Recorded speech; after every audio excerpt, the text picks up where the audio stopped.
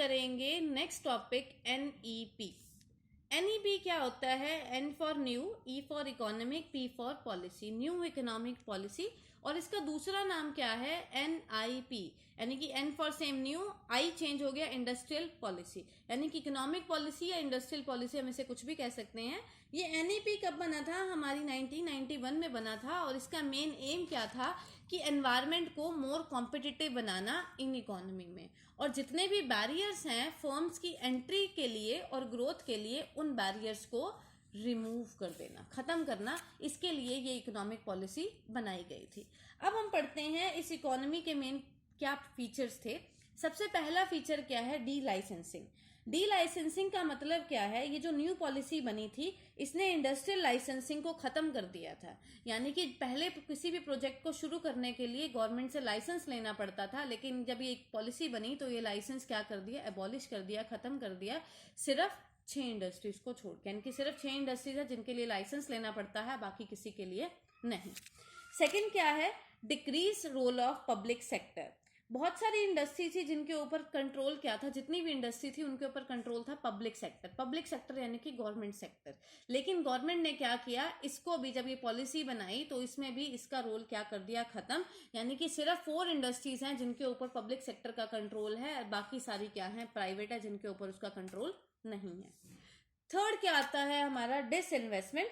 Disinvestment का मतलब क्या है कि एक जगह से अपने शेयर बेच दिए, थोड़े से या सारे के सारे। किसने? पब्लिक सेक्टर ने। पब्लिक सेक्टर ने अपने या तो पार्ट या होल ऑफ द शेयर, जितने भी पब्लिक सेक्टर अंडरटेकिंग के थे, वो सारे के सारे प्राइवेटाइज कर दिए। उसे क्या कहते हैं? डिसइन्वेस्टमेंट। नेक्स्ट क्या आता है? Liberal policy for technical collaboration. Liberal का मतलब क्या होता है? आसान कर दी। यानी कि अगर आपको किसी भी टेक्नोलॉजी के साथ, किसी भी टेक्नोलॉजी के साथ एग्रीमेंट करना है फॉरेन कंपनी के साथ, तो वो परमिशन भी क्या कर दी? लेनी क्या कर दी? लिबरल कर दी। उसके लिए जो पॉलिसी बना दी वो बड़ी आसान बना दी, जिससे हम आसानी से ऑटोमेटिक परमिशन मिल जाती है कोई भी टेक्नोलॉजी एग्रीमेंट अगर करना हो आपको फॉरेन कंपनीज के साथ। उसके बाद हमारा आता है NEP ने और क्या काम किया था? NEP ने क्या किया था? सबसे पहले स्ट्रेस दिया था किसको रिप्लेस करने पे? LQP, यानी कि L licence, Q quota, P permit, जो भी हमने फीचर्स में भी देखा। यानी कि इनको रिप्लेस करके नई पॉलिसी बनी LPG। L for liberalisation, P for privatisation, G for globalisation. अब हम पढ़ते हैं ये L क्या होता है। L मतलब लिबरलाइजेशन। लिबरलाइजेशन मैंने अभी बोला, लिबरल का मतलब क्या होता है? छूट दे दी।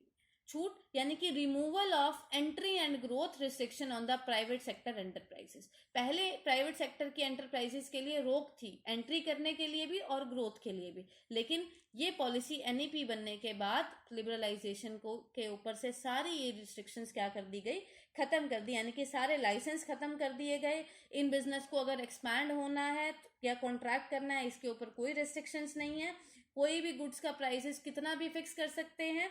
यानी कि इनका प्रोसीजर, अगर इन्हें इंपोर्ट करना है, एक्सपोर्ट करना है, वो भी क्या कर दिया? लिबरल कर दिया, आसान कर दिया।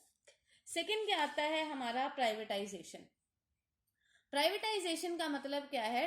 Transfer of ownership, management and control of public sector enterprise to the entrepreneur in the private sector. यानी कि गवर्नमेंट ने क्या करा? अपनी सारी एंटरप्राइजेस में या तो ऑनरशिप ट्रांसफर कर दी, या मैनेजमेंट या कंट्रोल जो पब्लिक सेक्टर के पास था, गवर्नमेंट के पास था, वो सारा का सारा किसको कर दिया? प्राइवेट सेक्टर में। क्यों किया था? क्योंकि गवर्नमेंट सेक्टर में बड़ा नुकसान हो रहा था, प्रॉफिट नहीं हो रहा था, और गवर्नमेंट सेक्टर हमेशा सोशल वेलफेयर के लिए किया जाता है, तो इसीलिए उसने पार्शली या फुली क्या कर दिया था? प्राइवेट सेक्टर को ट्रांसफर कर दिया था। तो इसीलिए ये क्या बन गया था? प्राइवेटाइजेशन। यानी कि इसने 2 काम किए थे। डिसइन्वेस्टमेंट, डिसइन्वेस्टमेंट मैंने अभी आपको पीछे बताया, यानी कि एक पार्ट शेयर का सेल कर दिया, या पूरी की पूरी ऑर्गेनाइजेशन ही प्राइवेटाइज कर दी।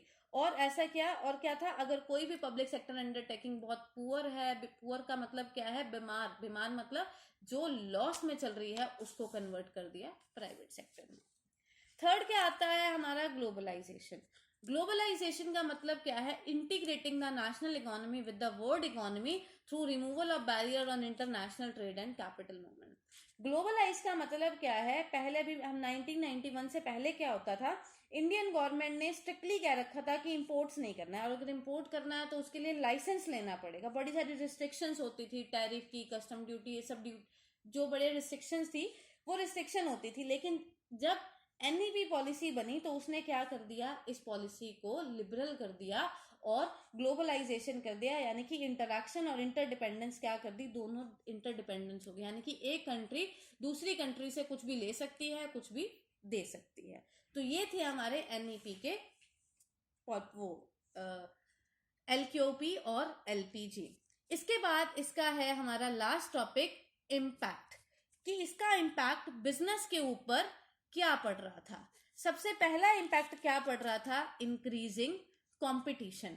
कंपटीशन क्या हो रहा था? इंक्रीज। क्यों? क्योंकि अब हर इंडस्ट्री को लाइसेंस लेने में कोई दिक्कत नहीं थी, आसानी से कोई लाइसेंस की जरूरत नहीं थी। कभी भी अपना बिजनेस इंक्रीज करो, कोई भी प्रोडक्ट बनाओ, कोई भी बिजनेस स्टार्ट करो, तो इसीलिए क्या है, कंपटीशन क्या हो गया, बढ़ गया, क्योंकि फर्म्स क्या हो गई, मार्केट में इंक्रीज हो गई।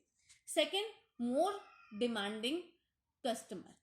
कस्टमर भी क्या हो गए, बहुत ज्यादा डिमांड करने लगे। क्यों? क्योंकि कस्टमर्स को कस्टमर क्या है, डिमांडिंग क्यों हो गए? क्योंकि वो वेल इन्फॉर्म्ड है, उनके पास पहले से ही नॉलेज है, और मैन्युफैक्चर क्या है, उन्हें पता है कि अगर कस्टमर को वो खुश करेंगे, उनकी एक्सपेक्टेशन के अकॉर्डिंग काम करेंगे, तो उनका बिजनेस बढ़ेगा। तो यानी कि कंपटीशन मार्केट में बढ़ा, कंपटीशन बढ़ा तो क्या है, बेटर क्वालिटी गुड्स मिले, बेटर क्वालिटी गुड मिले, और डाइवर्सिफिकेशन भी आ गया, वेराइटीज भी मार्केट में आ गई। थर्ड क्या आता है हमारा, रैपिडली चेंजिंग टेक्नोलॉजिकल एनवायरनमेंट। और टेक्नोलॉजिकल एनवायरनमेंट भी क्या होता गया, चेंज होता गया। अभी हमने पहले टेक्नोलॉजिकल एनवायरनमेंट के बारे में पढ़ा था कि हर बिजनेस क्या कर रहा है, टेक्नोलॉजी को चेंज कर रहा है, कॉम्पिटिटिव एज आ गई है, यानी कि हर अपने मशीन्स को इम्प्रूव कर रहा है, प्रोडक्ट्स को इम्प्रूव कर रहा है, प्रोसेस को इम्प्रूव कर रहा है। तो यानी कि टेक्नोलॉजी के चेंज होने, टेक्नोलॉजिकल एनवायरनमेंट भी क्या होता जा रहा है, चेंज हो रहा है। और टेक्नोलॉजिकल एनवायरनमेंट चेंज होने से फायदा किसको है, बिजनेसमैन को। कम पैसों में वो प्रोडक्ट क्या प्रोवाइड कर रहा है आपको, अच्छा प्रोडक्ट प्रोवाइड कर रहा है। फोर्थ पॉइंट हमारा क्या आता है, necessity for change. Necessity for change का मतलब क्या है, इकोनॉमिक रिफॉर्म बनने से पहले हमारा बिजनेस क्या था, बिल्कुल स्टेबल था, क्योंकि जो रूल बनाया गया, जो प्रोसीजर था, वो बिल्कुल क्या था, सेम था, एज यूजुअल वैसे ही चलना था। लेकिन रिफॉर्म बनने के बाद मार्केट एंटरप्राइजेस के लिए ये कंपल्शन हो गया, एक जरूरी हो गया कि उन्हें उस बदलाव के अकॉर्डिंग काम करना है। नेक्स्ट क्या है, लास्ट हमारा पॉइंट है, need for developing human resource. अब कंपटीशन आ गया, नए नए प्रोडक्ट बनने शुरू हो गए, तो उसके अकॉर्डिंग ह्यूमन रिसोर्सेज की भी क्या हुई, शॉर्टेज होने लगी। ह्यूमन रिसोर्स यानी कि हमारे एम्प्लॉयज। अब इसका इम्पैक्ट इनके ऊपर क्या पड़ा कि हमारे पास अब जो ट्रेंड पर्सोनल थे, ट्रेंड एम्प्लॉयज थे, वो सफर करना पड़ा। क्यों? क्योंकि जिन लोगों को सपोज टाइपराइटर पे काम करना आता है, कंप्यूटर पे काम करना नहीं आता है, तो वो लोगों के लिए क्या हो गया, मुसीबत होगी। तो लेकिन इसकी वजह से, एनईपी की वजह से क्या हुआ, ह्यूमन रिसोर्सेज की भी डेवलपमेंट होना शुरू हो गई, उनको भी सीखना शुरू कर दिया, और उनको ऑन द जॉब और ऑफ द जॉब ट्रेनिंग देनी शुरू कर दी, ताकि उनकी नॉलेज अपडेट हो सके। होप आपको ये चैप्टर अच्छे से क्लियर होगा। मिलते हैं नेक्स्ट चैप्टर में। Thank you so much.